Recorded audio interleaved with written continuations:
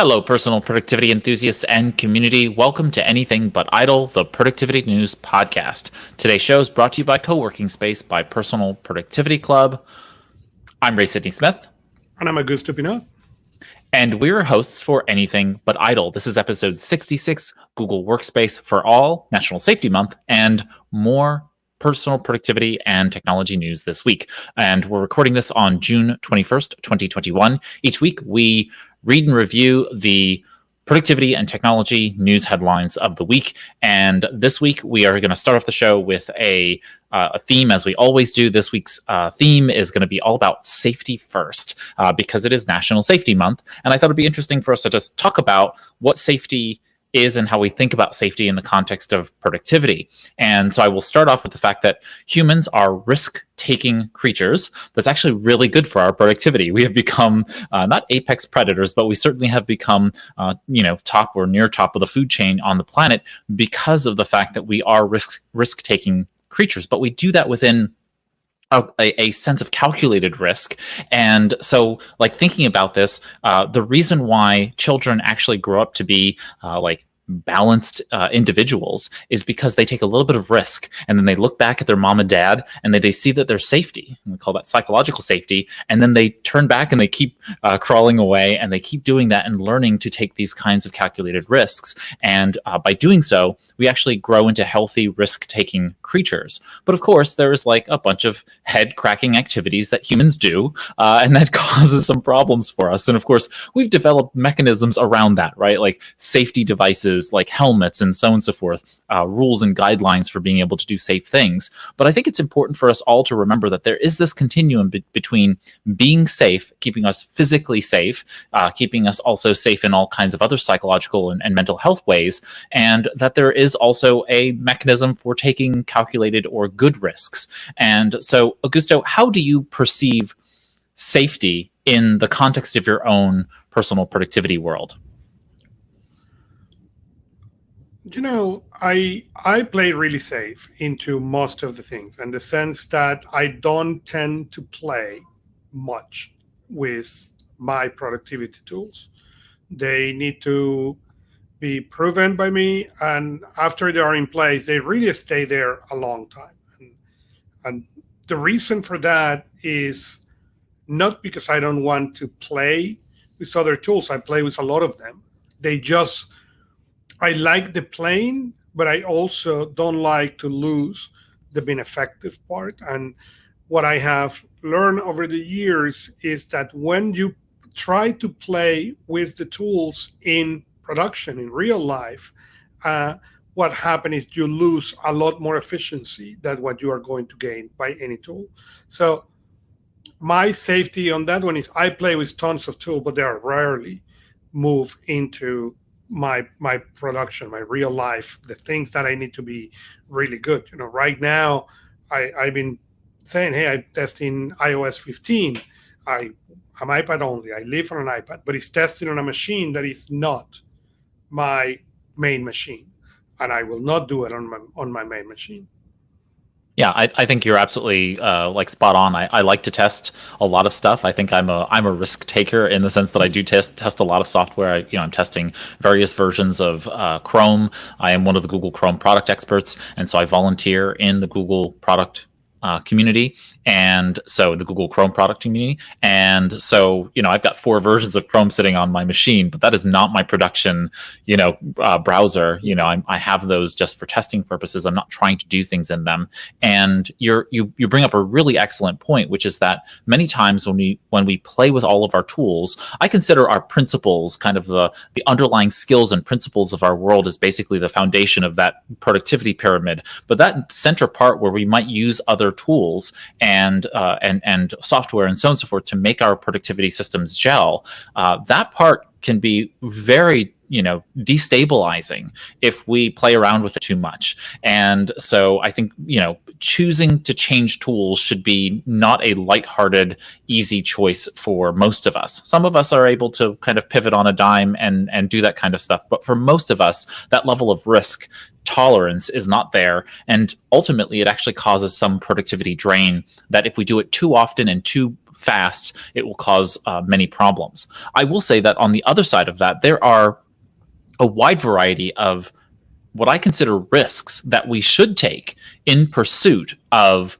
having greater safety, which is the fact that we need to run experiments when we are starting off in productivity and whenever we're feeling a sense of struggle in our personal productivity lives and systems. And so we need to think about this from the perspective that if you have a challenge in your productivity system, then going through and setting up experiments, that is, identify hypothesis. What do you think will happen when you implement this change? Am I going to get up 5 minutes earlier every day for the next week until I've adjusted to just about 30 to 35 minutes earlier so that I can have that? Okay, well, what do you think is going to happen? And that helps you walk through potential obstacles and what the outcomes are really going to be like as you make your calculated risk toward that possibly better benefit.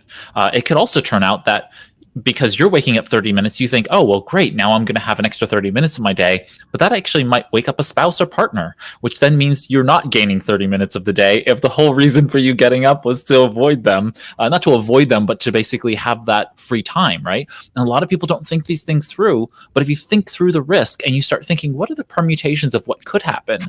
Then you get a chance of being able to identify and reduce some other risks and saying, okay, well, maybe I'm going to do X and Y so that I don't wake up my spouse, like turning on lights. I'm not going to turn on any lights when I get up, 5, 10, 15, 20, 25, 30, 35 minutes earlier. And that way you're not destabilizing your own experiment. So there's some things you could do, but you have to think through risk fully so that you can then implement experiments that are really going to help you. But I think that's a form of risk that we all have to take. And that actually creates greater and stronger psychological safety over the long term in your own productive lives. So that is any correct. other? Yeah, and you make a really good point.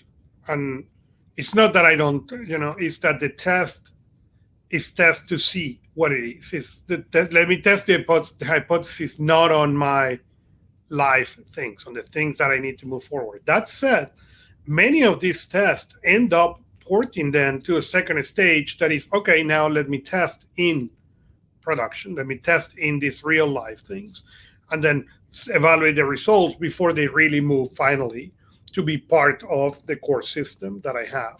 But it's interesting because that testing I have not considered as risk-taking, because for me, there is no risk. I can install the software and delete it. But it's a good point that you make that there is a form of risk-taking, that consistent evaluation on the system, it's a way to how can I toss the rock a little bit farther. And today, when in the second part in the headlines, we have an article by Crush Dini talking exactly about that, talking about something that it would really hit home for me when we discuss about that safety and about that risk taking and about adding something or modifying something to your system. And so with that, I think we've covered the topic of safety. I think it's just something good for us all to kind of consider in the course of our years. And so in honor of National Safety Month, start thinking about how you're making your own world more safe. And, like there's just simple little things, like, oh man, every time I go do this thing, I stub my toe. You can just like think about how to safety proof your house just a little bit. And also thinking about those emotional and psychological safety opportunities that really do help us take greater and more productive risks. And that ultimately is how we grow. It's by making mistakes. It's by going out there and saying something in a language that you're trying to learn. You can't actually learn those languages unless you start just like a child, a little bit of gibberish, a little bit of risk taking allows you to be able to make those mistakes. And then having, you or someone else, see whether or not that was correct, and then trying until you master that particular element. So good luck in all the things regarding psychological safety. And so with that, let's go ahead and cover and discuss the productivity and technology headlines this week. Augusto, let's get into our technology headlines. What's our first headline? Last week we talked about Notion and having their blocks, and now we're going to talk about Microsoft, the new Fluid Office documents. That is basically a concept similar. The blocks of Office, of Microsoft Excel and PowerPoint, and so far will be able to integrate themselves and go from application to application. Microsoft actually announced this a year ago, but it's finally now that is coming to the implementation and being able to see those blocks move into to place in 365. Yeah, so this is very, for me, like it harkens back to the notion of being able to use Visual Basic and basically OLDB, and just like being able to tie different parts of the Office ecosystem together. This seems to be more of the cloud-based solution that's going to go forward for Microsoft, and I think that it makes sense. It makes sense for Google Workspace to do this. It makes sense for Microsoft Office 365 to do this, and I hope to see more and more of this type of effort to make sure that we are not going ahead and having to duplicate content in multiple places that they can just synchronize fluidly, pun intended. All right, what is our next story this week, Augusto? Our next story is Snap. Snap has a speed filter, and it's been linked to reckless driving, and the judge recently says that Snap can be responsible for some of those accidents and some of those deaths. So Snap has decided to remove the speed filter now officially, so people stop using it. Yeah, talking about risk, there are certain types of productive risk that you shouldn't be taking, and speeding while trying to do Snapchats is probably not one of them. So I think that's a good move on Snapchat's part to stop the speed filter. Yeah, I'm glad that the judge slapped them on the wrist, and let's see what happened. But our next news is on Google Meet. Google Meet, you see, this is what happened with English is your second language, and you anyways take the risk. Google Meet turns on noise cancellation for more users by default. And I spend a lot of time in Google Meet in meetings. So I'm glad that this is happening, because it's what has produced is that people who is on a loud environment gets a mute, and then we are consistently joking about, hey, you're on mute. Oh, sorry. And really the reason is people on mute because their environments are loud, because they get noise distraction, and technology is in a point where it can filter a lot of those things. So it is a good news that Google is bringing this as a default for most users. I think this is fantastic, and I think this has a lot to do with diversity, equity, and inclusion, where the technology that you're using sometimes is not going to be the best across many different communities. And, so like for myself, I have pretty good equipment. I would consider probably great equipment, but I'm in an environment with a little yappy dog, a beloved dog, but he does bark on occasion. The doorbell can ring, all kinds of things can happen in this kind of environment. But the reality is not everybody gets the benefit of working with high-end equipment, and some people have to be on mobile and so on and so forth. And we get limited when we stay muted in that environment, and there's a lacking in getting everybody's kind of built in everything. You know what I mean? Like you want all of everyone to be fully present in those kinds of environments, and that they can stay off of mute means that they can actually be more invested and kind of in the meeting, as opposed to be worrying about something happening around them, or a car horn honking or whatever. So keeping everybody bless you keeping everybody in the meeting is going to be really powerful and important. And I think across the board, Zoom has done a fantastic job at doing this. So if you have not seen the features inside of the latest versions of Zoom, Zoom has a really, really great functionality for being able to filter out that noise cancellation, using noise cancellation software. And then there is also inside of Microsoft Teams, they're doing it. And now here we are with Google Meet really doing a great job of adding it. You will see it appear in the audio settings, and you'll see a little toggle that basically says that you can that says noise cancellation, and it filters out sound from your mic that isn't speech, and we'll go ahead and toggle that. For any of you who are like me and need really high level of quality in that sense. There is an application called Crisp, and I'll put a link to that in the show notes for you all. But Crisp is a software that allows you to install it, and it works across all of the systems. And it's what you hear me through right now. And so the technology is using machine learning to isolate my voice and elevate it and make it more crisp in the microphone. And so it's a really, really great software. It's a premium software, so you do have to pay for it, but it's well worth it to me to be able to have that strong, clear sound and to have all of the other stuff filtered out so that you hear nothing but my voice. And it's not perfect. Nothing ever is going to be, but it really does a great job. Okay, next story, Augusto. Well, the next story is Google Chrome will return to showing the full URL. Little by little, Chrome has been hiding the URL. It's showing a little bit, and then now it's barely showing the site that you're going. But they are making the change, going back to have the full URL shown for people. You don't need to hover or click or copy to be able to see it. And I, again, think it's a good movement. Again. Yeah, again, it goes to show that Google is listening, both from the Chromium project perspective, but also on the Google Chrome project perspective. I see the conversations that happen among not just the Google Chrome product experts, but also among the Google Chrome team. And they are really listening to the community. I know it sometimes feels like people are not listening, but they really are. And this was one of those cases where it was a loud and clear that the Chrome users do want to see where they are navigating to and from, and hiding those pieces is it's nice visually, but it's actually not helpful from a security perspective and certainly from a browsing perspective. So I'm glad that they've returned it because I was annoyed by it myself.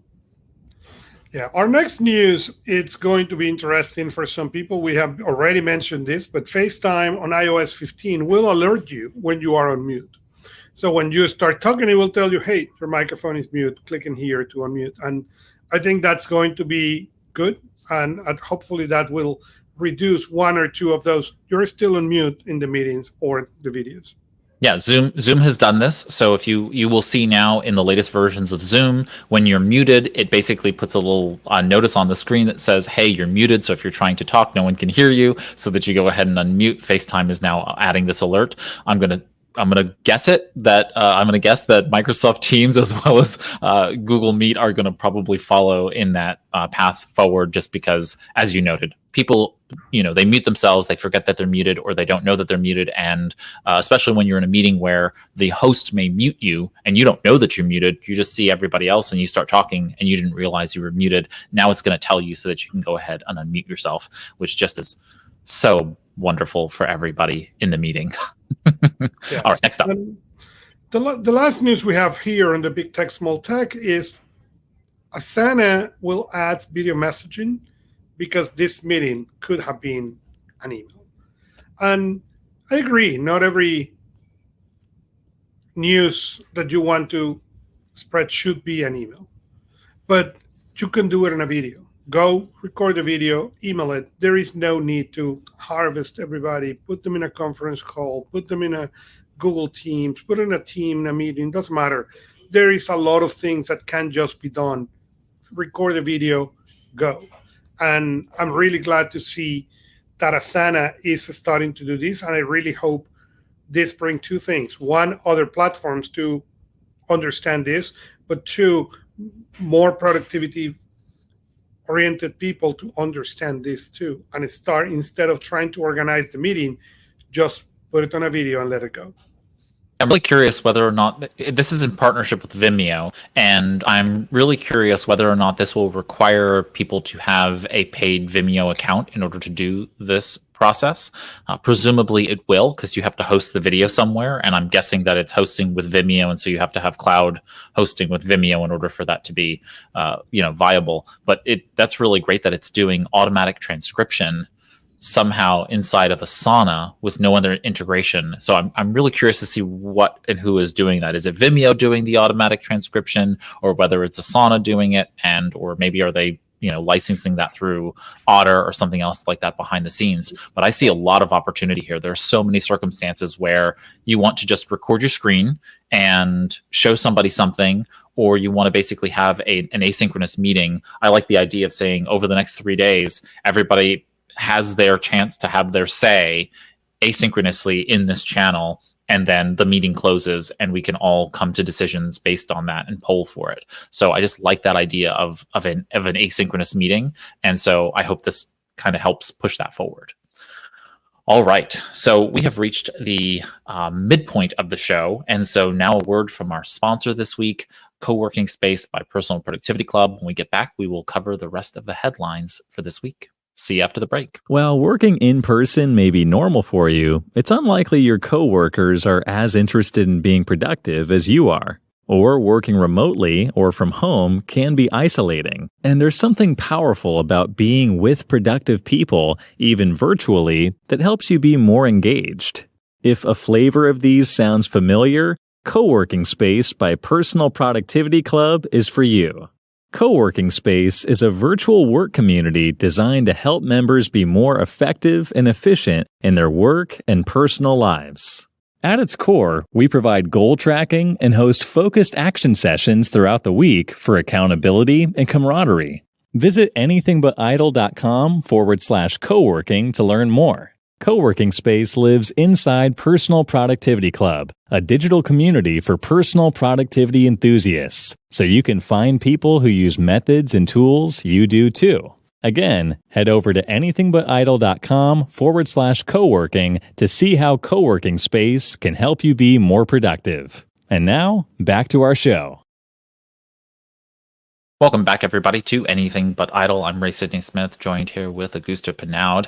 And so we are back from the break, and we're going to cover the rest of the headlines this week. These are our productivity articles. And so what is our first productivity article this week, Augusto? So the first one comes from VentureBeat and says, catalog productivity software overload is killing workers' productivity. And it was interesting because he's talking about, they bring a lot of statistics. The study was done in conjunction with the Cornell University's Ellis Ideas Lab. And the survey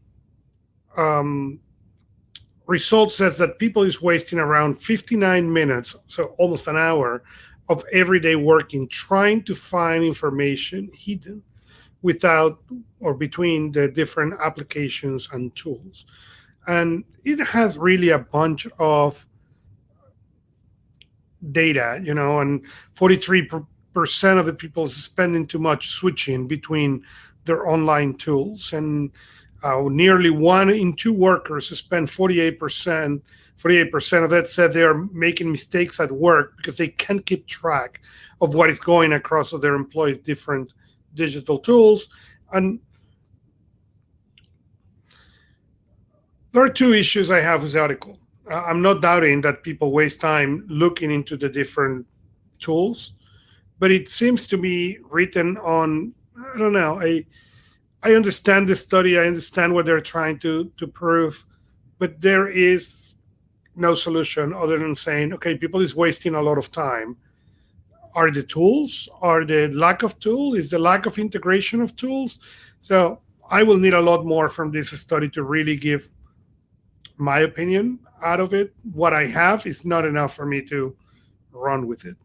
Yeah, I think that's not what the study was trying to cover. So but I understand the problem very, very well, and I think that there are a lot of people who experience this, and so I am compassionate toward workers who really feel the sense that they are constantly searching for things across many different tools, and that a lot of these tools don't integrate with each other. And so the message needs to be to software and to the developers out there that your tool is only as good as its capability of doing the job it was set to do, right? You need to be able to intuitively use your software.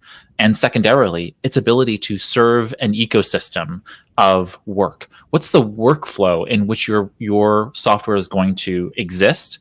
And then it needs to be thought of it within that ecosystem. And so often I'm seeing these software developed to solve a singular problem and not actually to solve within the ecosystem of a workflow. So I see video editing software, but video editing software that doesn't think about how people are actually doing the other sides of that, like distribution to different social channels after the video is created, or helping to plan the video so that the video that is being produced is not garbage to begin with, garbage in, garbage out. And so you want to be able to help throughout the workflow. And maybe you're not going to excel at doing both of those things on either side of the video editing, but then figure out how to integrate with tools that are going to be able to help you do that. Integrate with a tool that goes ahead and helps storyboard. And then on the other side, integrate with a tool like Hootsuite or Buffer or other things that are going to help with distribution on the other side of that. And that's the part that I really feel like is important here. Plus, I think we just need better filing, filtering, and finding tools generally for not just enterprise, but for medium and small businesses. For everybody. So that we're all able to, in a team environment, find things. And then finally, I think it's an important conversation to have in a company, which is a set of rubrics that say, when we file things, everything goes into this central repository. So many people use email, their email inboxes as their filing system.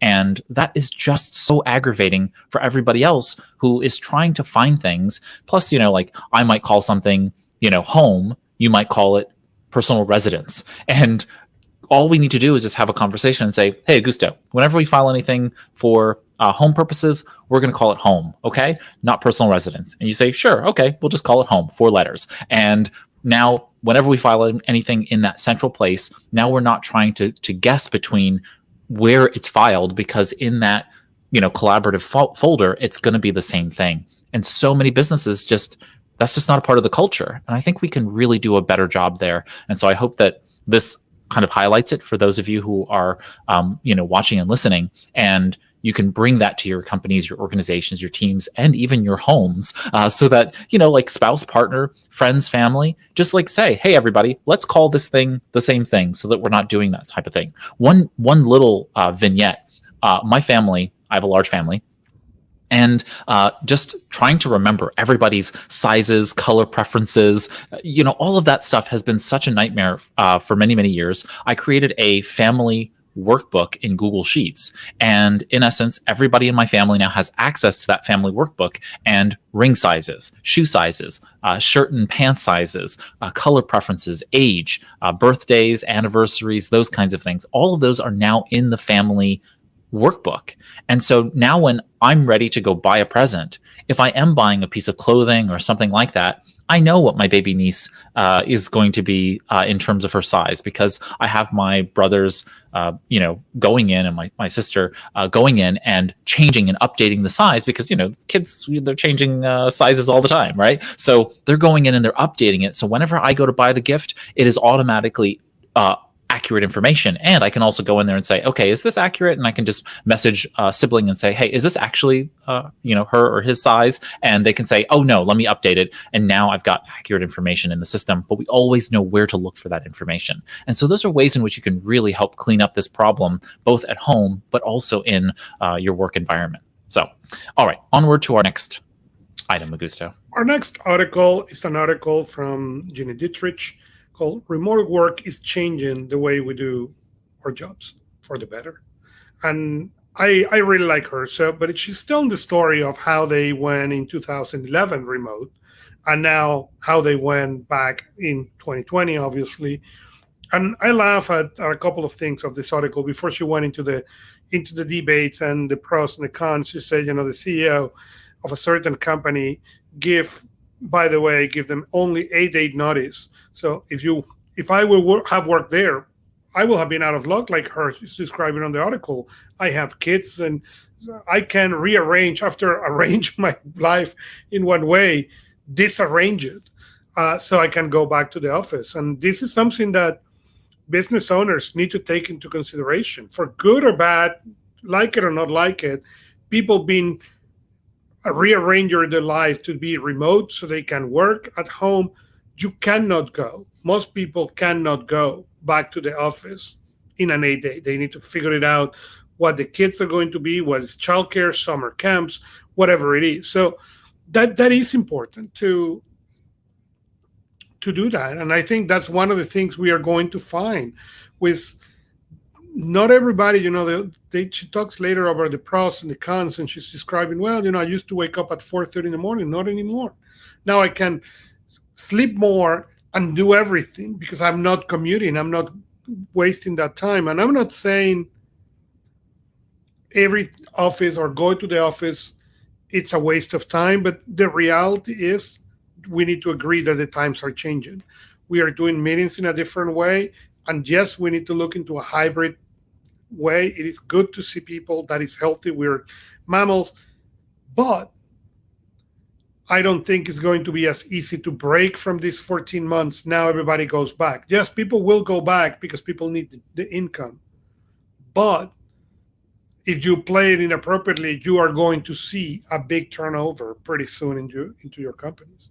Yeah, we see, I think it's almost 50% of millennial and Gen Z respondents to surveys say, if you make me come back to the office, I'm going to quit, because they have high confidence in the current job market. I think that's a little bit unfounded in the sense of, misguided to quit your job in this economy because it is volatile. I think that the current, high demand is just basically pandemic related. Once this all settles down, we still have some of the underlying economic problems that we had before. So it's not like the pandemic solved those things. It just, shook up the planet, and all of a sudden we're all going to be, singing Kumbaya and have a meritocratic society. But the reality is that they currently have that level of confidence. And so they are quitting when employers are telling them to come back. I think remote work has a place to stay, and so does hybrid work. And I think hybrid work is really the end result, is that we're going to see more and more embrace of hybrid work, and employers need to get on board.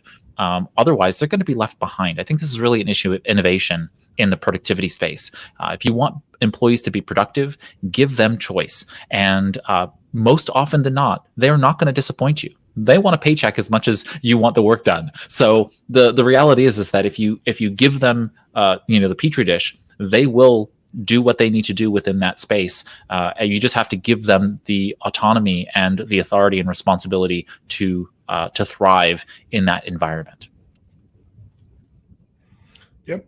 And our next article is an article from Mike Sparky talking about the new iOS 15 focus mode and contextual computing. And I've been talking about it, how really great is this granular ability to set up so many focus filters and then decide how basically your machine is going to look, from application, from who have access, what kind of notifications you get, how your desktop is going to look or your home screen is going to look. So it's a really interesting article. And one of the things I like is it talks about the good things that it does, but it also talks about, hey, there is room for improvement. And it is, this is what is neat. And it takes a little bit an effort to move through this. But again, I thought it was a good article. If you are curious about how this new focus thing is going to work, it was a really good article. Yeah, I'm looking forward to seeing it once it comes out. We're not going to get iOS 15 in until the fall. Yeah, until fall time. But I'm really looking forward to focus mode. Just from your testing and experience and telling me about it, I'm really excited to see how these contextual notification management really works. All right, onward. Our next article is from Crush Dini, and it's called "Common Mistake in Weekly Reviews." And we're talking about safety, and and this was the article. Weekly review for me, it's work in a certain way, has worked in a certain way for many years. And I read this article, and the article basically discussed that we tend to make the mistake, especially as we get more busy, to let things to process on the weekly review. Okay, well, I don't know about that, but I will catch it when I do my weekly review. And we are in the middle of something and we need to change direction, and then we say, okay, I will catch it when we get to the weekly review. And guilty of charge. I have done that more times than I care to admit. What the article said is the problem with that is now we are trying to make the weekly review something that is not. And what we need to try to find out is to understand what is the weekly review for and what is not. And one of the things that comes in the article is, okay, how about you try to book that time, that additional thinking time or cleaning time, not for the weekly review, for the next day or day after. So when you get to the next weekly review, now you don't need to work into cleaning everything, but you can really work into being effective. Yeah, I think for the first year, 2 years, I would just collect and collect and collect, and then I would spend 3-4 hours clarifying, at that time processing and organizing, but clarifying and organizing all of the things that I had let kind of fester in my inbox and my in basket.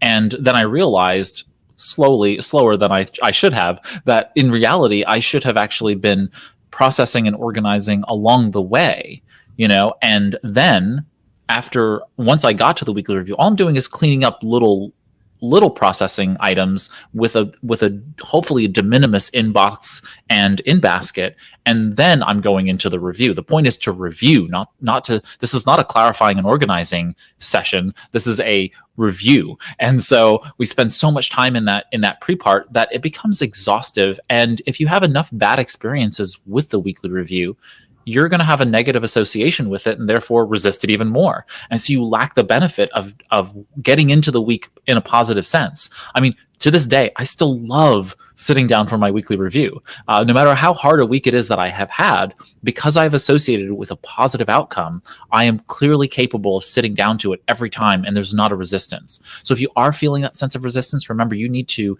tie your weekly review to positive experience, positive affect, but also reward and positive reinforcement inclusive of that. And so that you want to show up to your weekly review because you hopefully know how beneficial it can be from all of us who tell you that the weekly review can be beneficial. But it's not until you actually start feeling it and the results of saying, hey, you know what? I went from weekly review to weekly review to weekly review, and I got stuff done. And, we consistently talk about getting things done. Getting things done is a methodology to really manage what you're not doing. But that also means that you can then have those things stay out of your way so that you can get to doing. And so the weekly review helps you put that flag in the sand. Both of our friends, Michelle Gunn, talks about planting that flag in the sand. That's her go-to phrase. And I really hearken to it because I really love the notion of being able to say, this is where I am. It's kind of like a Hansel and Gretel, putting down the little breadcrumbs to know where they've come from and where they're going. And we want to be able to do that with our weekly reviews. And so I would probably make a little bit of adjustment to the article in the sense that I would want to do that before you sit down to the review. So I would even delay the review until you have those things processed. And in terms of the flip side, which is thinking time, I like to actually schedule those times in to do natural planning model sessions. So my weekly review is not time for me to spend expansive amounts of time thinking. I want to place those times into my calendar and say, okay, you know what, Tuesday at 3 p.m., I'm gonna have a good biological prime time moment there. Let me spend time in that time frame doing a natural planning model session for this big project upcoming. And now I'm going to be able to explode that, think it through, do all the brainstorming and organizing. And then my next weekly review, I now have things that I need to further clarify and organize, and that's going to work for me. So think through the process for yourself in terms of the weekly review. Yeah, like you, my weekly review is not for that. And actually, I have shared before that I have a special kind of coffee with milk and honey and cinnamon, and then I play Beethoven Ninth Symphony by Von Karajan. And my goal is that my weekly review lasts from the first note to the last note, and that is 87 minutes to be precise. So that means I need to be moving. If I try to think and all this, is never going to end. Yep, absolutely. All right, our final article in our headlines. Productivity Startup Time is Ltd raises 5.6 million, tracking people. They have now over 400 indicators that companies can choose from. For example, Wall Street Journal set them to find out the average response time from Slack users versus email. And they discovered that Slack users respond in around 16.3 minutes versus the emails get responding 72 minutes. And like that, they have many things to measure. The article called them to be the Google Analytics for company time. So now let's see what happened with that. Yeah, so Time is Limited is the name of the company, and they have this funny little Time is LTD, shortened. I'm not quite sure why that's the case, but Time is Limited is supposed to be, as Google, as Augusto noted, to be this analytics tool that helps to analyze and synthesize all of this employee data. I'm very skeptical, but I think that's a good thing. I think it's healthy to be skeptical in this environment. I hope they really succeed. My bigger concern here is that there are tools like Microsoft Viva and their insights functionality is going to be far more accurate because they're a first-party system. Now, Microsoft is and has all of those people inside of Office 365, and they're culling all of that data directly from the users. These folks are second and third hand from that data. So I'm curious how they, as a third party, are really going to be able to do as good or better a job than Microsoft Viva. But I'm really curious. I'm really curious to see whether or not they will be able to do this with Google Workspace and with other tools tied together.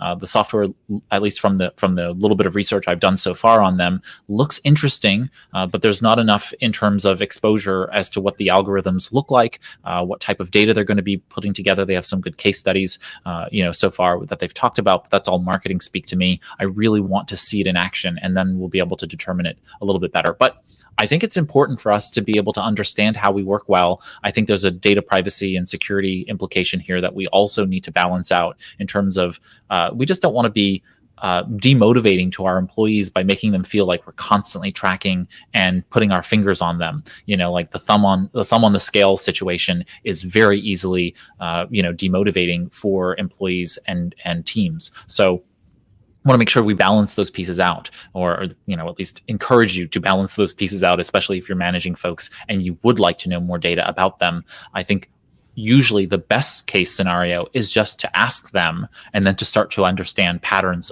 around that. But in a large organization, I can see how something like Time is Limited, Microsoft Viva Insights, and otherwise become useful to everybody. I love data about myself, but I know I'm tracking me. It becomes an issue that when you're tracking others and not necessarily telling them. All right, we have reached the end of our productivity headlines, and therefore all of our headlines sans one, which is our featured story of the week. But before we get there, we're going to do our new tools of the week. And so Augusto and I come across many personal productivity tools and services each week in our ongoing culling and research for putting together the productivity and technology news headlines that we do every week for you. Well, in new tools of the week, we do this segment to bring you each a tool that we think you might like. It may be new to you, it may be old to you, or maybe you forgot about it and have returned to it. But either way, this week we have two tools, and the first tool is my tool of the week. And my tool of the week is actually a tool called Gmail email templates. This is by, if you know them, Cloud HQ. Cloud HQ is a tool that allows you to synchronize and move files across different cloud architecture. So you could move things from, say, Google Drive to Evernote, or from Evernote, you can back up your Evernote files, OneNote, those kinds of things, Dropbox, you name it. And so Cloud HQ is a great service by itself, but they have now implemented this thing called email templates, which you can get to by going to email-templates.com. This is for Gmail, and this is really brilliant. This is, I think they have like 750 templates caked into this system, and you can, in essence, put in some really sophisticated templates into the system. You can create your own, but you can source the templates that they have. It says 600 plus. I think they have 700 plus now. And so it becomes a Gmail add-on both on desktop and mobile. You have some templates built by other third parties like MailChimp and otherwise. You can create your own, and they are beautiful. I mean, they're, you can like really design the templates. And of course, templates are just really, really powerful.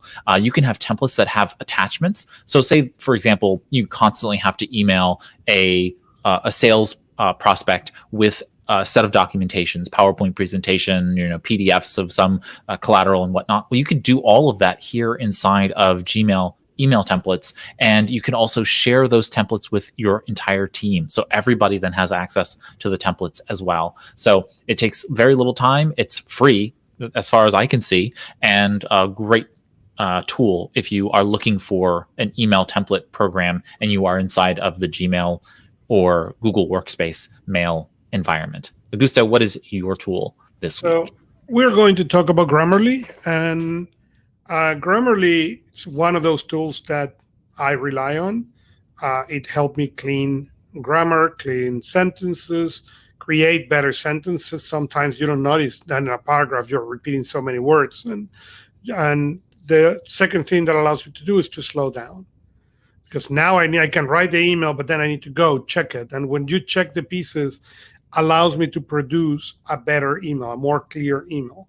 So it integrates with all that I do. And if you have never used an application, there are others similar to Grammarly. Grammarly is the one that I use, and it's really fantastic. Fantastic indeed. All right, so that's Grammarly, and those are our new tools this week. And that, of course, brings us to our final segment, which is our featured story of the week. And our featured story this week is all about Google Workspace becoming free for all. Not a free for all, but free for all in that sense. And so Google Workspace is the platform that was most notably for businesses. And so this is really interesting in the sense that we are probably going to see an individual subscription now come about for the Google Workspace environment.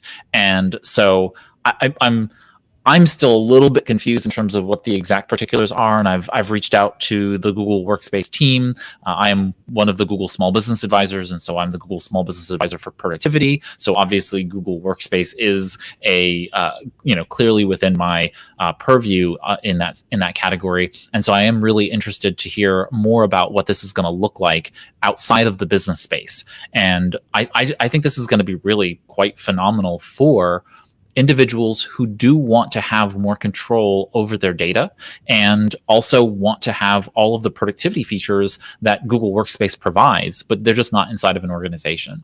And so I think this is really interesting.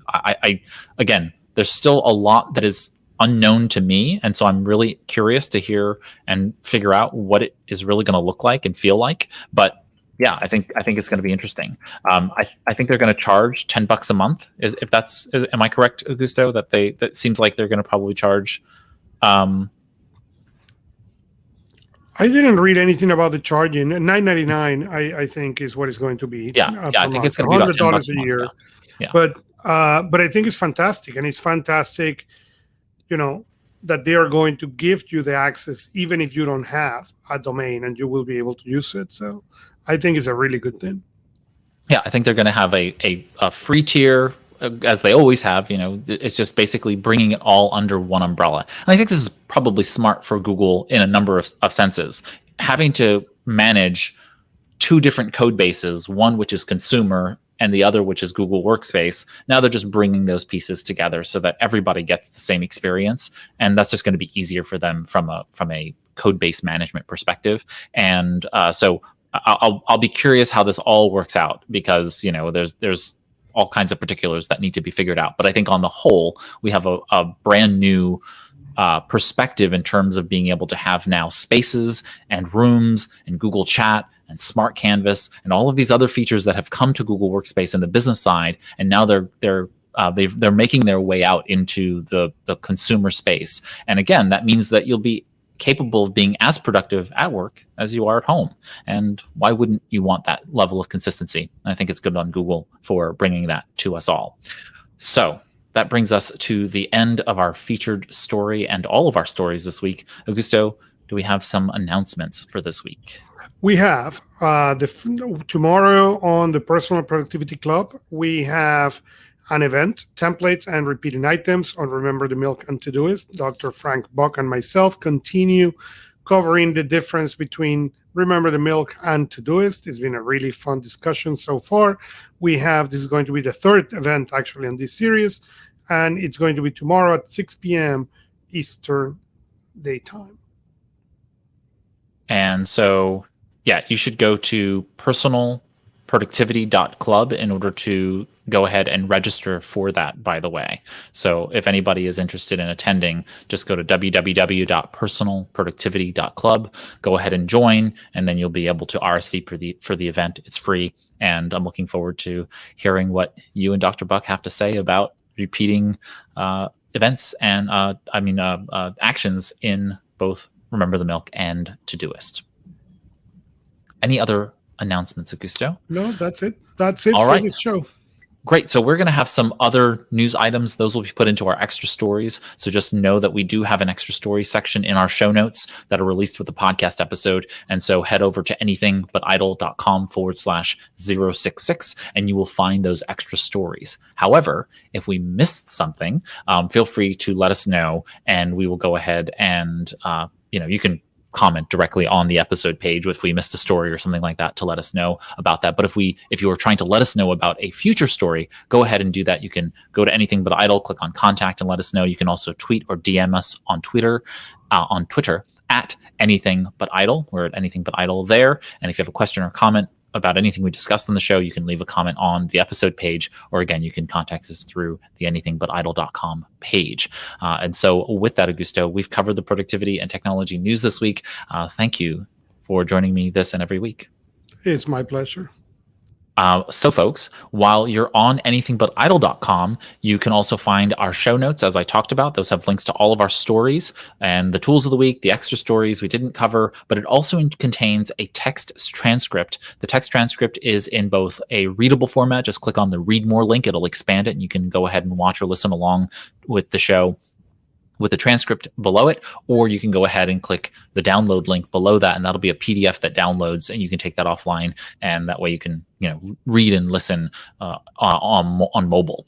If you are watching us live, feel free to click the thumbs up icon. You can subscribe to our channel, to the Anything But Idle channel, and then you'll get notifications when we do go live weekly. If you're listening to the podcast, please consider adding us to your favorite podcast app, whether that be subscribing or following. And of course, please rate and review us in the podcast directory of your choice, Apple Podcasts, Stitcher, or otherwise. That really does help us grow our personal productivity listening community and watching community. And so thank you for doing that. And so with that, we'll see you all next time on Anything But Idle. Here's to your productive life.